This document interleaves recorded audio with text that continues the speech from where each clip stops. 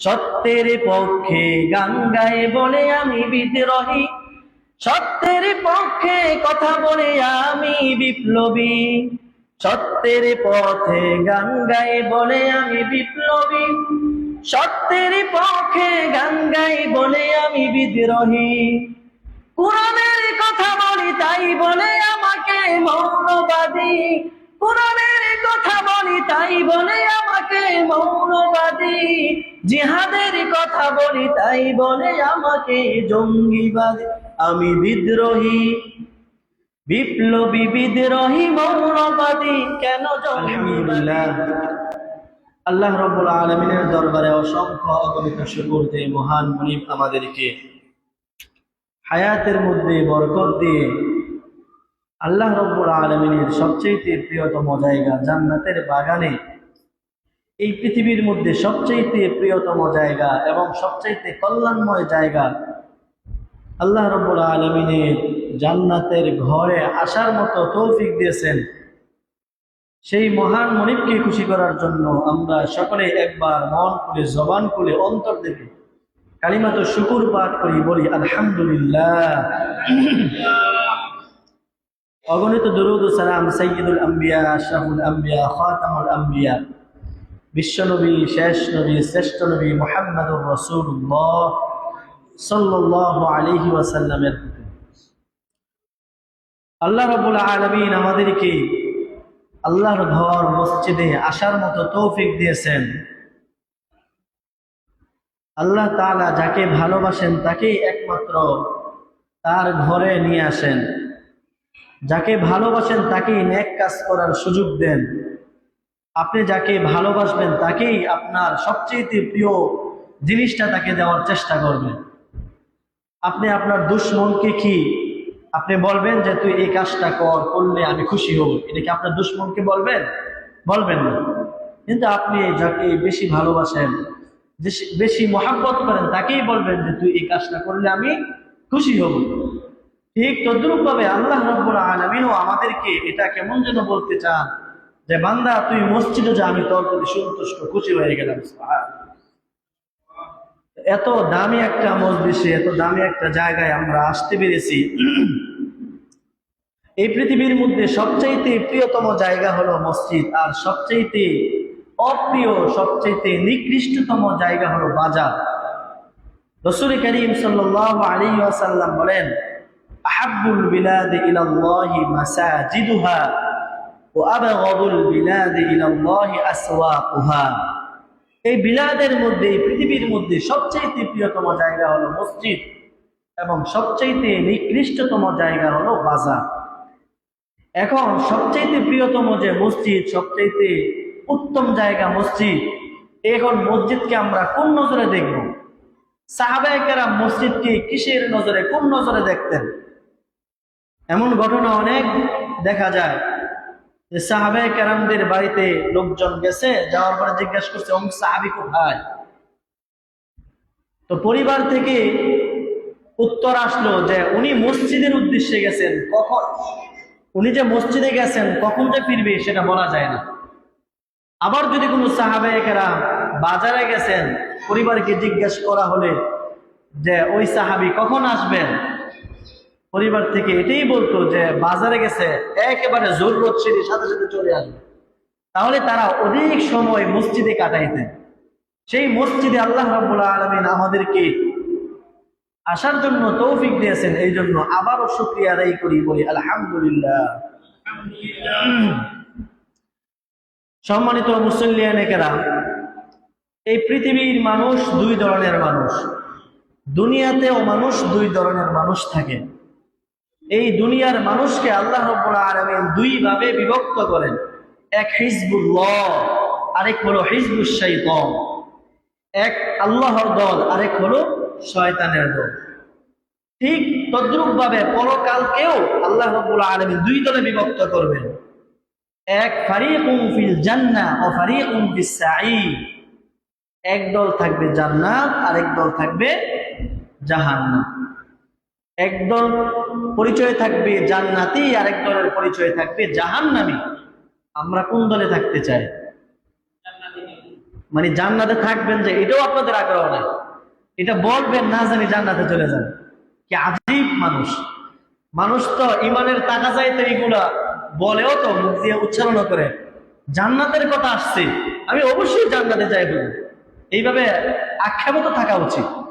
যার ভিতরে বেশি জান্নাতে যাওয়ার আক্ষেপ থাকে তার মুখ দিয়ে অটোমেটিকলি এইভাবে কথা বের হয়ে আসে।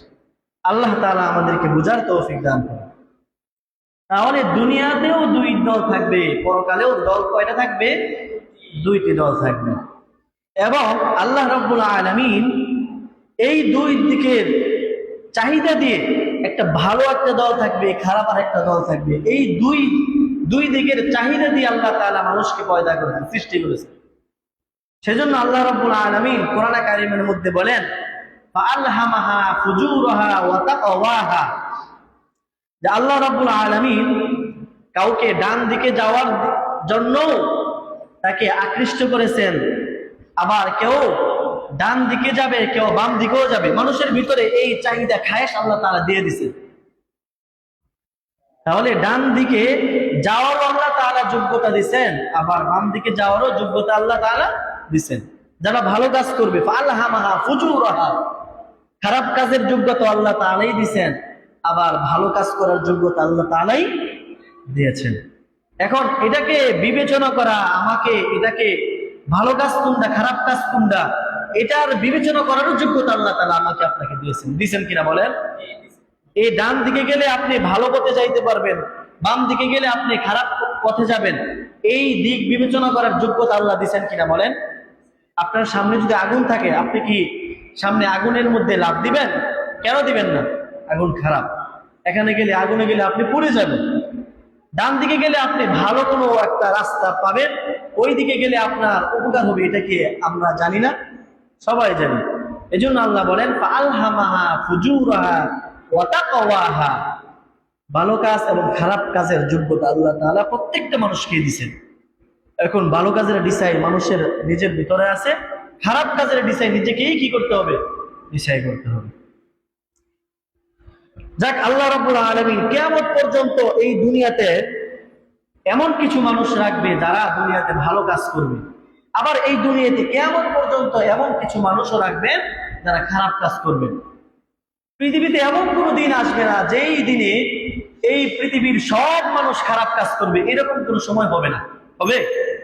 আবার পৃথিবীতে এমনও কোনো সময় আসবে না যে এই পৃথিবীর সব মানুষ ভালো কাজ করবে, এটা কখনোই কি হবে না।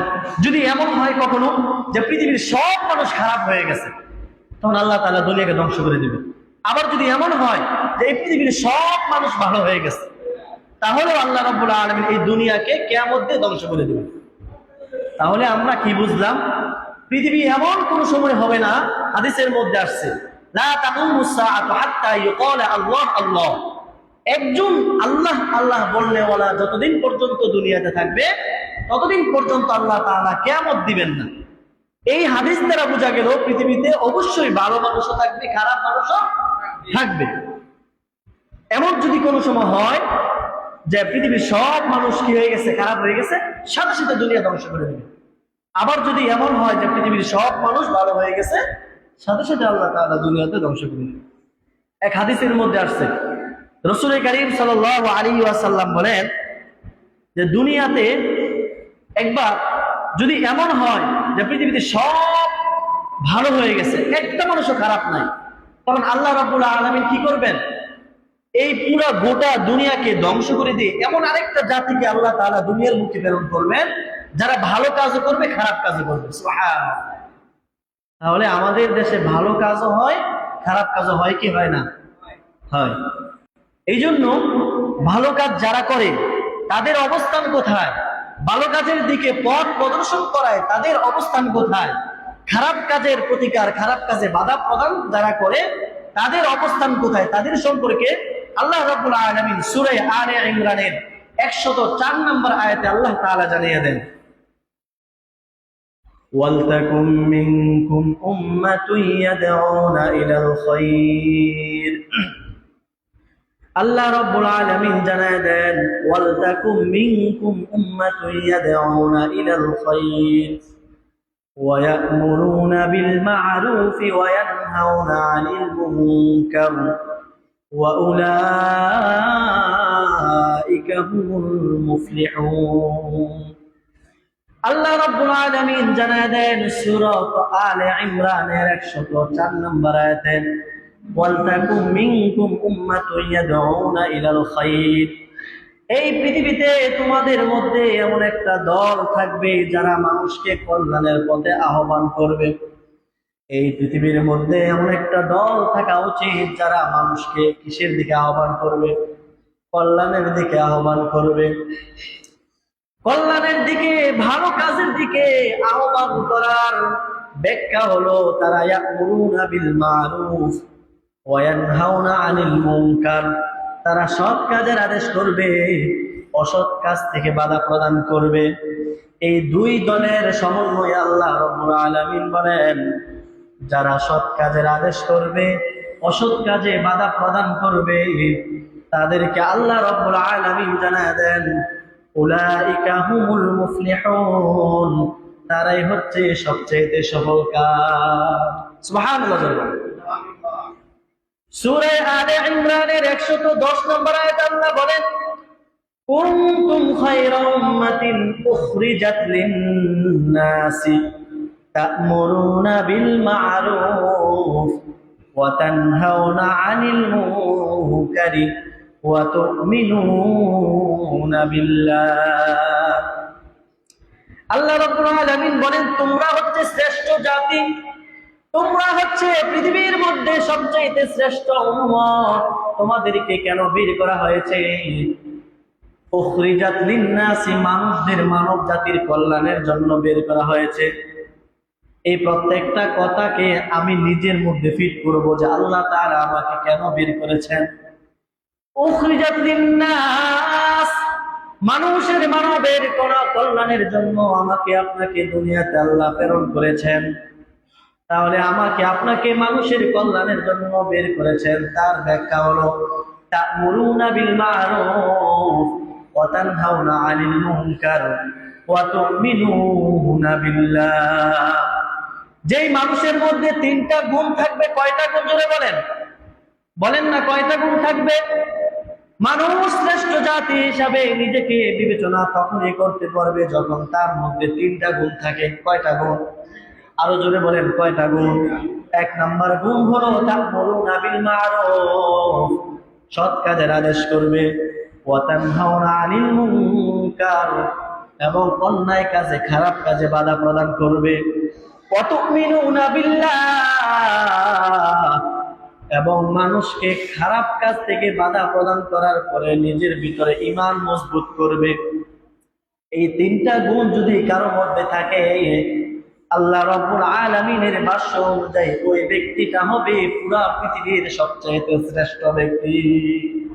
সুবহানাল্লাহ বলবেন না?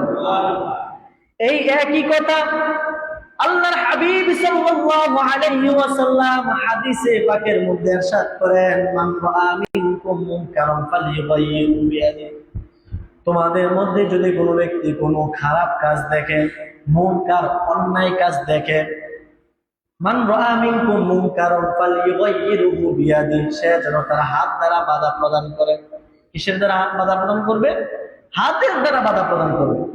আমার আপনার সামনে অন্যায় কাজ হচ্ছে, আমি আপনি শুধু তাকিয়ে তাকিয়ে দেখছি, এটা কিন্তু ইমানের সিফত না। আমার আপনার সামনে খারাপ কাজ হচ্ছে, তাকে বাধা প্রদান করার জন্য হাত দ্বারা বাধা প্রদান করতে হবে। সর্বপ্রথম প্রেসক্রিপশন নবীজি দিয়েছেন। এখন আমাদের মধ্যে অনেকের হাতের দ্বারা বাধা প্রদান করার সক্ষমতা, যোগ্যতা নেই। তাহলে এখন কি করব? তার পরবর্তী ধাপ অনুসরণ করব। হাদিসের মধ্যে নবীজি বলেন, যদি হাতের দ্বারা বাধা প্রদান করার সক্ষমতা, যোগ্যতা না থাকে, তাহলে আমি আপনি কমপক্ষে মুখের দ্বারা বাধা প্রদান করতে পারি কি পারি না? বলেন, আরো জোরে বলেন, পারি কিনা? সমাজের মধ্যে এমনও মানুষ আছে যাদের সামনে খারাপ কাজ হয়, সে বাধা প্রদান করার সক্ষমতা থাকে, কিন্তু সে খারাপ কাজ থেকে বাধা প্রদান করে না। আছে না নাই? বলেন। মানে খারাপ কাজ থেকে তাকে ইচ্ছা করলে বিরত রাখতে পারে, কিন্তু সে ইচ্ছা করে না।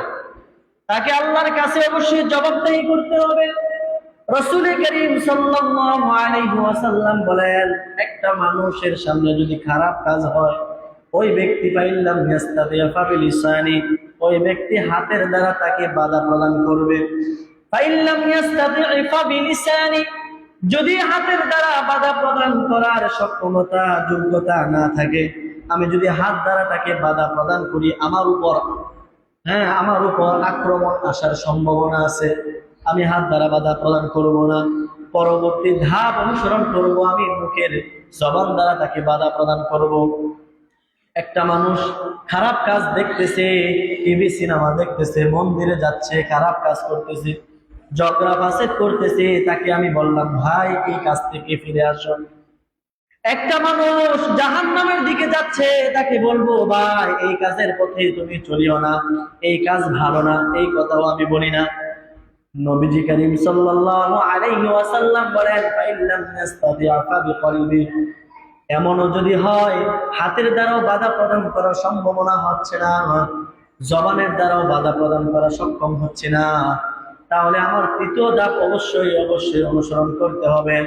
আমাকে অন্তর দ্বারা ওই গর্হিত খারাপ কাজটাকে আমাকে ঘৃণা করতে হবে। হাতের দ্বারাও আমার সম্ভব হচ্ছে না, জবানের দ্বারাও তাকে বাধা প্রদান করা আমার পক্ষে সম্ভব হচ্ছে না, কিন্তু অন্তর দ্বারা ওই খারাপ গর্হিত কাজটাকে ঘৃণা করার যোগ্যতা সক্ষমতা আমাদের আছে না নাই? আরো জোরে বলেন, আছে না নাই?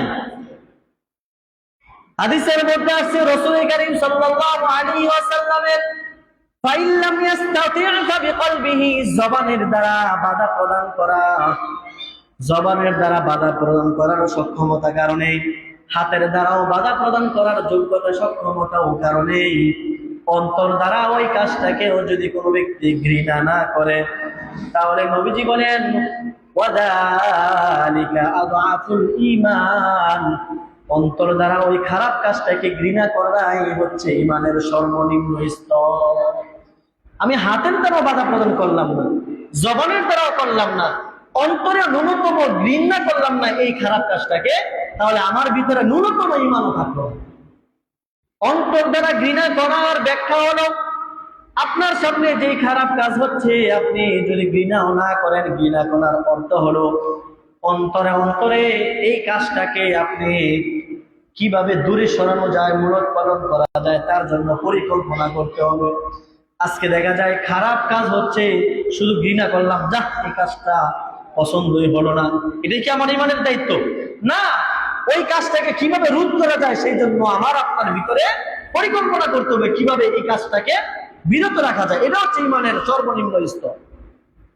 আমাদের সমাজে এমন মানুষ অনেক আছে যারা মানুষদেরকে ভালো কাজে ফুসলায় ফাসলায় ভালো কাজের দিকে নিয়ে যায়। আমার অনেক মানুষ এমন আছে যে ফুসলায় ফাসলায় তাকে খারাপ কাজের দিকে নিয়ে যায়। সমাজের মধ্যে এমন মানুষ আছে না নাই? আরো জোরে বলেন, আছে না নাই? হাদিসের মধ্যে আসছে, যদি কোনো ব্যক্তি ভালো কাজের দিকে মানুষকে আহ্বান করে, রাসূল করিম সাল্লাল্লাহু আলাইহি ওয়াসাল্লাম বলেন, মান দাআ ইলা হুদান কানা লাহু মিনাল আজরি মিসলা উজুরি মান তাবিআহু লা ইয়ানকুসু যালিকা মিন উজুরিহিম শাইআ। রাসূলুল্লাহ সাল্লাল্লাহু আলাইহি ওয়াসাল্লাম বলেন, যে ব্যক্তি কাউকে কোনো ভালো কাজের দিকে আহ্বান করে, মান দাআ ইলা হুদান, কাউকে কোনো ভালো কাজের দিকে আহ্বান করে, ডাকে সাড়া দেয়, কানা লাহু মিনাল আজরি মিসলা উজুরি মান তাবিআহু, এবং ওই ভালো কাজের অনুবর্তী হয়ে যদি কোনো ব্যক্তি ভালো কাজ করে, কানা লাহু মিনাল আজরি মিসলা উজুরি মান তাবিআহু লা ইয়ানকুসু যালিকা মিন উজুরিহিম শাইআ ওয়া মান দাআ ইলা দালালাতিন কানা আলাইহি মিনাল ইসমি মিসলা মা আতা লিমান তাবিআহু লা ইয়ানকুসু যালিকা মিন আতামিহিম শাইআ। সমাজের মধ্যে এমন মানুষও এমন আছে যারা খারাপ কাজ দেখে কিন্তু খারাপ কাজে বাধা প্রদান তো অবশ্যই করে না, বরং খারাপ কাজের দিকে তারা নিয়ে যায়। একটা মানুষ তাকে ফুসলায় ফাসলায় মন্দিরে নিয়ে যায়, তাকে সিনেমা হলে দেয়া যায়, তাকে খারাপ কাজের দিকে উদ্বুদ্ধ করে, এমন মানুষ আমাদের সমাজে নাই? আছে এমন মানুষ? আছে। ওই ব্যক্তি সম্পর্কে আল্লাহ রাসূল সাল্লাল্লাহু আলাইহি ওয়াসাল্লাম বলেন, কোন ব্যক্তি যদি কাউকে ভালো কাজের দিকে আহ্বান করে, ভালো কাজ কইরা যেই পরিমাণ নেকি অর্জন করবে, আল্লাহ রাব্বুল আলামিন ডাক নেওয়ালার আমলনামায় সেই সমপরিমাণ সওয়াব দান করবে। আবার নবীজি সাল্লাল্লাহু আলাইহি ওয়াসাল্লাম বলেন, যদি কোনো মানুষ খারাপ কাজের দিকে কাউকে নিয়ে যায়, ওই খারাপ কাজের অনুবর্তী হয়ে যদি কোনো ব্যক্তি খারাপ কাজ করে, তাহলে আল্লাহ রাব্বুল আলামিন তার আমলনামায় ওই খারাপ কাজ কইরা যেই পরিমাণ গুনাহ অর্জন করেছে, ডাক নেওয়ালার আমলনামায় সেই পরিমাণ গুনাহ জড়ো হয়ে যাবে। নাউজুবিল্লাহ বলেন, নাউজুবিল্লাহ পকেটে রাখেন, বললেন না, বাড়িতে গিয়ে বললেন। রাসূল করিম সাল্লাল্লাহু আলাইহি ওয়াসাল্লাম আবার খুব সুন্দর করে আমাদেরকে জানিয়ে দেন, যদি কোনো মানুষ ভালো কাজের দিকে পথ দেখায়, তাহলে ভালো কাজ কইরা যেই পরিমাণ সওয়াব অর্জন করবে, ডাক নেওয়ালার আমলনামায় যদি সেই পরিমাণ সওয়াব চলে যায়, তাহলে এখন একটা প্রশ্ন হতে পারে, তাহলে যে ব্যক্তি ডাকছে ওই ব্যক্তির আমলনামায় যদি সব সওয়াব চলে যায়, তাহলে যে ভালো কাজ করছে তার মনে কোনো নেকি থাকবে না? প্রশ্ন হতে পারে কিনা বলেন? রাসূল করিম সাল্লাল্লাহু আলাইহি ওয়াসাল্লাম বলেন, লা ইয়ানকুসু যালিকা মিন উজুরিহিম শাইআ। যে ব্যক্তি ভালো কাজ করেছে, ভালো কাজ করার কারণে তার আমলনামায় সমপরিমাণ সওয়াব দিবে, এবং যে ব্যক্তি ডাকছে তাকেও সেই সমপরিমাণ সওয়াব আল্লাহ তাআলা দান করবে। সুবহানাল্লাহ। তাহলে সওয়াব থেকে কেউ বঞ্চিত হবে না, কেউ বঞ্চিত হবে না।